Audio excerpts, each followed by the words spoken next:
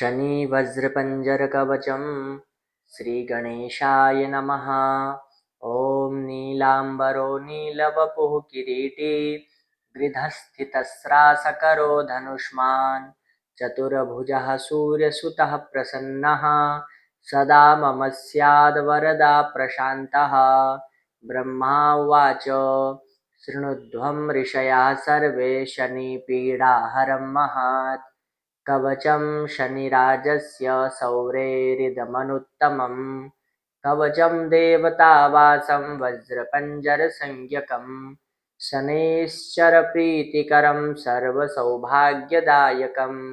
ॐ श्रीशनैश्चरः पातु भालं मे सूर्यनन्दनः नेत्रे छायात्मजः पातु पातु कर्णौ यमानुजः नासां वैवस्वता पातु मुखं मे भास्करा सदा स्निग्धकण्ठश्च मे कण्ठं भुजौ पातु महाभुजः स्कन्धौ पातु शनिश्चैव करौ पातु शुभप्रदः वक्षः पातु यमभ्राता कुक्षिं पात्वसितस्तथा नाभिं ग्रहपतिः पातु मन्दः पातु कटिं तथा ऊरु ममान्तकः पातु यमो जानुयुगं तथा पादौ मन्दगतिः पातु सर्वाङ्गं पातु पिप्पलः अङ्गोपाङ्गानि सर्वाणि रक्षेन्मे सूर्यनन्दनः इत्येतत् कवचं दिव्यं पठेत् सूर्यसुतस्य यः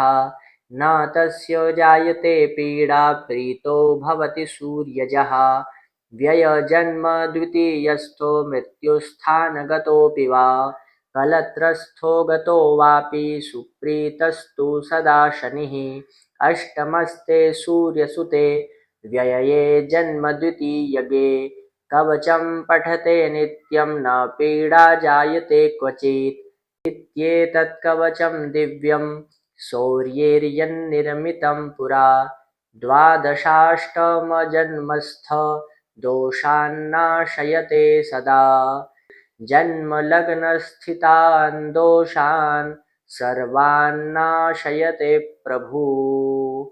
शनिवज्रपञ्जरकवचं सम्पूर्णम्।